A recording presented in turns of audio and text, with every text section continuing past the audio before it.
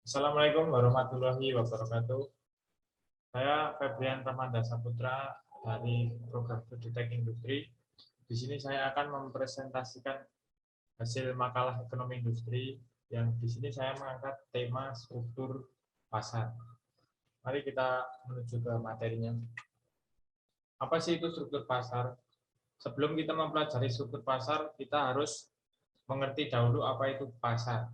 Pasar secara maknanya, secara pengertiannya adalah tempat bertemunya penjual dan pembeli, di mana tempat transaksi penjual dan pembeli. Dan struktur sendiri adalah informasi tentang, dari struktur pasar adalah informasi tentang perilaku usaha dan kinerja pasar yang dijelaskan melalui keadaan pasar. Menurut buku Aspek Dasar Ekonomi Mikro karya Tri Gunawangsih, struktur pasar adalah keadaan pasar yang memberikan petunjuk tentang aspek-aspek yang memiliki pengaruh penting terhadap perilaku usaha dan kinerja pasar. Next. Struktur pasar dapat dibedakan menjadi dua, yaitu pasar persaingan sempurna dan pasar persaingan tidak sempurna. Apa sih persaingan pasar sempurna? Pasar persaingan sempurna adalah suatu bentuk interaksi antara permintaan dengan penawaran di mana jumlah pembeli dan penjual sedemikian rupa banyak.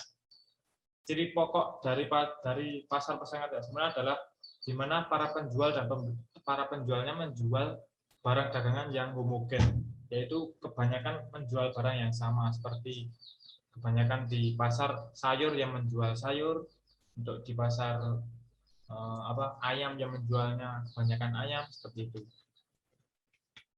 Untuk pasar persaingan tidak sempurna, pasar persaingan tidak sempurna menggambarkan situasi di mana penjual atau pedagang dalam suatu pasar lebih sedikit dibanding pembeli.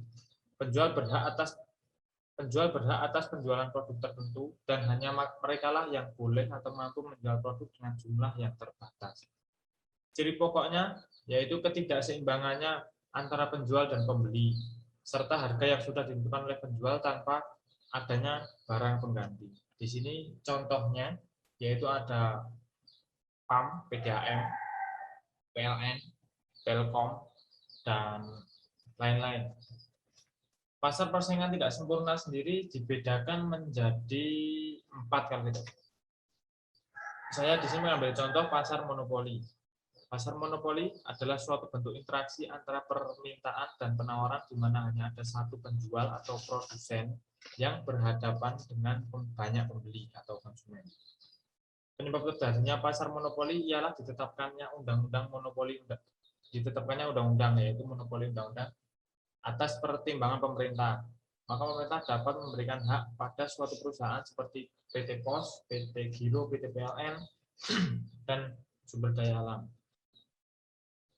Perbedaan sumber daya alam menyebabkan suatu produk hanya dikuasai oleh satu daerah tertentu seperti timah dari Pulau Bangka. Jadi pasar monopoli ini adalah menurut saya suatu pasar yang dimana pasar tersebut itu hanya dimiliki oleh suatu wilayah. Jadi semisal ini seperti timah yang hanya dibuat di daerah Bangka. Ya, timah itu jadi produk unggul di sana. Yang kedua ada monopolistik. Bentuk pasar ini merupakan bentuk pasar yang dilihat dari segi permintaan atau pembelinya. Dalam hal ini pembeli memiliki kekuatan dalam menentukan harga. Dalam pengertian ini, pasar monopolistik adalah suatu bentuk interaksi antara permintaan dan penawaran, di mana permintaannya atau pembeli hanya satu perusahaan. Contohnya yaitu PT Kereta Api, terus perusahaan penerbangan, seperti itu. Dan untuk contoh-contoh yang lain, ada pasar oligopoli, pasar